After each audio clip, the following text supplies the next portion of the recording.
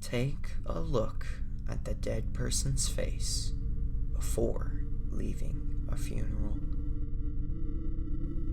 This is another incident from my old backcountry hometown when I was a child. Even as a 9-year-old, I was already into horror stories. It was so ironic because I was also a scaredy cat.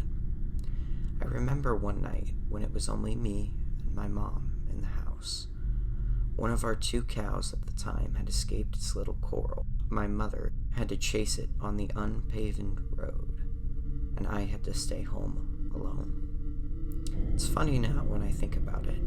My dear mom chasing a cow on the unlit, careless road, and me crying because I was left alone in the house, scared out of my wits because it was dark, and there was only kerosene lamps.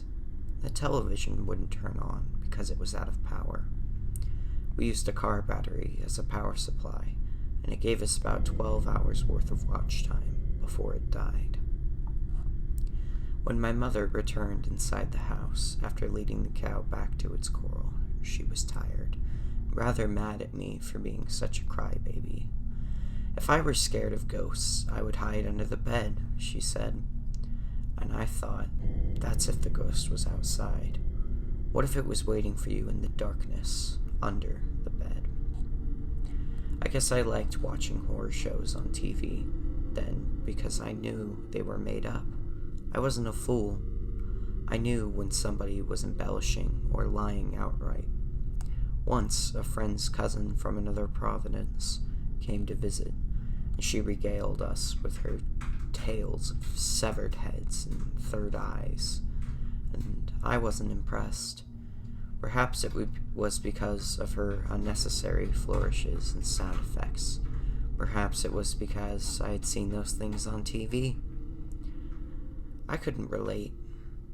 One topic I could relate, though, which she covered in her never-ending tale, was the invisible drum beats, which could often be heard on the hills of our town on clear, windy afternoons. Even as she was telling her story, we could hear the ebb and flow of those very same drum beats in the distance. She spun this tale about the invisible drummers being bloodthirsty creatures that took children and slaughtered them. This scaredy cat wasn't scared one bit. Sometimes I would tell myself that someone was playing really loud music from the next town, and the rhythm was being carried off by the wind. Even if it was clearly just drums and the beat was specific. It was just another part of rural living. Recently, I saw on Facebook a post of a news outfit, a story without the same phenomenon being experienced in another farther part of the country, and I thought, oh, so they have it too. I thought of searching about the topic online. Maybe it's not so uncommon. Maybe it's embarrassingly well known, like St. Elmo's fire. But I didn't do it. Big deal. Also, I like the mystery. But the post got me thinking about my old hometown and certain practices and experiences that still give me chills sometimes, like the fact that back in my old town, we didn't embalm our dead. We still held about a full week's length of wake for them. And you know what happened then. The smell. The things that happened to the cadaver. For our adults, it was normal and it was nothing, but when I was a child, the part of funerals was my least favorite. I liked playing with the other children in the yard while the grown-ups did their grown-up business. Women sang hymns for the dead, men butchered pigs or cows for the attendees, and they also drank. But I didn't like going inside the house, especially inside the room where the dead lay in their recently made coffin, or on a cot or waiting for the coffin to be completed, covered up to the neck with a blanket, as though they were merely sleeping. You could never mistake them for asleep, though, if you really look at their faces. My most terrible childhood memory of attending one of these events was accidentally getting a glimpse of the face of an old woman who died of a heart attack in her sleep. They said she might have had a bad nightmare. Without getting into much detail, the corpse had its mouth open, and there was something round and dark protruding out of its mouth. And to this day, I can't be certain if that was the tongue or something else. And the women were there singing hymns. I couldn't, for the life of me, fathom how they could be so casual about it. I had a similar experience in my mother's town. My hometown is actually my father's. Only instead of a dark protrusion in the mouth, I had a glimpse of white maggots in the eye sockets. And I remember one of the kids near me muttering, "Gross," spitting on the ground. Weirdly, this scared me less than the other one. I was too young then to tell myself that this is just how it is. Embalmers were impractical as they had to be brought from the city and they cost a lot of money. Cremation was just not part of our local culture. We didn't build pyres.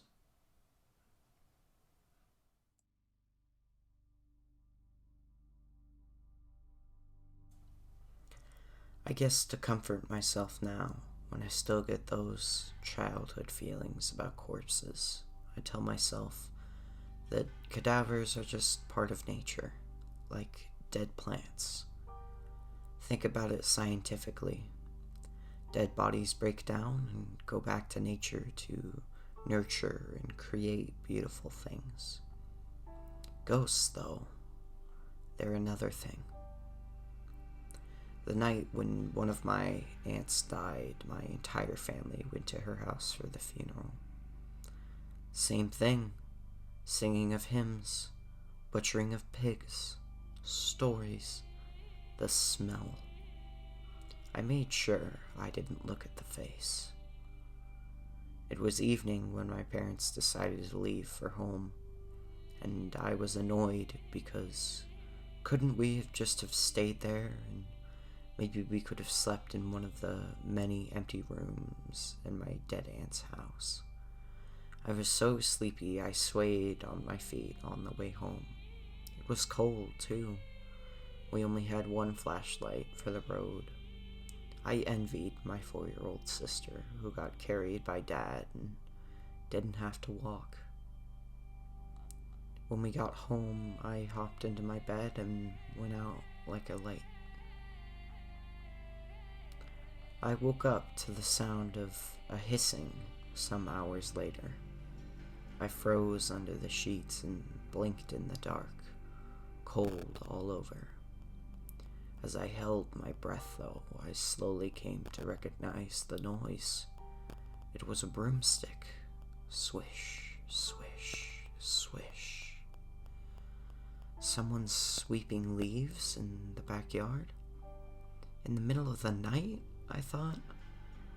And I started sweating cold beads of perspiration when I heard my dad call out to my mother to do her sweeping in the morning. I realized the breath I'd been holding. Fully awake, I got out of the bedroom I shared with my older brother and younger sister and joined my father in the kitchen. He was pouring coffee by the light of the lamps. My mom had apparently made coffee earlier and went out to clean the backyard in the dark. "Mom couldn't sleep?" I asked, taking the chair across the table from my dad.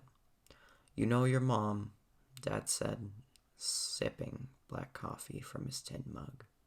"She'd rather do chores when she's awake." "Can I have some coffee, please?" I said, wondering if I was old enough for a full cup. "Have milk instead," he replied, and I was fine with it. I liked milk better tonight. In silence, we listened to the hiss of the broom in the backyard as Mom cleaned and did her chores in the night outside. After a short while, there was only us drinking, me making loud noises as I sipped, pretending I was having coffee, just like Dad. I wondered if Mom was coming back inside. I was somewhat nervous for her. Couldn't I just ask her to make me a snack or something? After 3 more sips of milk, I started to ask my father to call Mom inside, but a soft clicking noise from outside made me stop. Dad and I turned in our chairs as the sound of hurried footsteps and a whimper. Dad and I turned in our chairs at the sound of hurried footsteps and a whimper. I spilled some milk on myself, but I didn't even feel it until later. Mom had jumped inside the door and was now locking it with trembling hands. I couldn't see it clearly, but I could hear her trying to. I could even hear her heavy breathing. Before I could break free from my fear-paralyzed state, Dad was already on his feet, rushing to help my mother close the stuck door. What was going on? Finally, there was a loud thud and a click. I sighed aloud, but my relief was short-lived. Even in the gloom, I could see how pale my mother's face had gone. She was still just inside the door with Dad, and they were looking at each other in stiff silence. Someone was knocking. The dog outside, previously quiet, was barking furiously. Who was it? Why didn't they ask who it was? I was on the edge of my seat, shaking in fear. The rapping on the window on the other side of the room made me gasp. There was no shadow in the window pane, but the rapping continued. I fell out of the chair and sprung up weightless to my parents, who were meeting me halfway. The knocking moved to the front door. I was breathing fast and shallow. My chest hurt and my throat was so dry it itched. "Breathe, son, breathe," Dad murmured in my ear. Mom took my milk, drank some of it, and gave me the rest, which suddenly tasted sour. I thought that was my puke coming up from my stomach. I had to swallow a few more times before the nausea went away and my respiration normalized. I thought it was over after I counted 5 slow breaths, and only the dog's bark could be heard. But then my 4-year-old sister started wailing. My brother Joel was trying to console her. "What's the matter? Hey, it's okay. I'm here. The loud rapping was now coming from our bedroom window. I could hear it clearly from where I was. I waited in horror as Joel carried my sister out of our room and into the kitchen. She was now hollering and inconsolable. The banging noise didn't help. "It's okay, baby. It's just the wind," my mom cooed to her as she held her. Her crying died down, just as the other sound did. I didn't know how long we just stood there in the middle of the kitchen, but when the next knock came, it was from the nearest door, where it had started originally. Dad was now angry. I could hear it in his breathing. He swaggered his way to the door, and I was horrified. He didn't have a weapon. We all held our breaths as he unlocked the door and pulled it open. The dog's barking was louder now, and there was no one outside. And then, a voice. "Stupid dog!" It was the voice of my dead Aunt Carol. After a soft breeze had blown in, my father, Aunt Carol's favorite cousin, slowly, carefully, shut the door and locked it. We waited for something else to happen, and when nothing did, we all gathered at the table to breathe.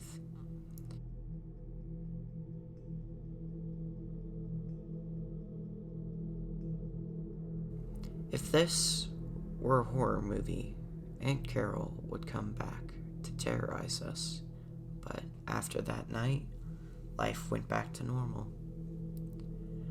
Our neighbor reminded us that Carol had liked visiting friends and relatives to gossip when she was still alive, and she hated dogs. The memory of her unscheduled visit stayed with me for several nights after, making me hide under the covers and cover my ears at the slightest noise outside the bedroom. Then the fear passed, and I was left with the thought that maybe if I had taken a glimpse of her face during the wake, like I had the dead woman with the protruding tongue, or the dead man with the maggots and the eye sockets, the scary incident might not have happened.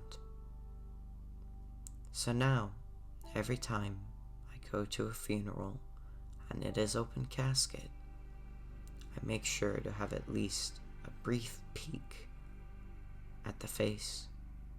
I don't want a ghost visitor knocking at my door again.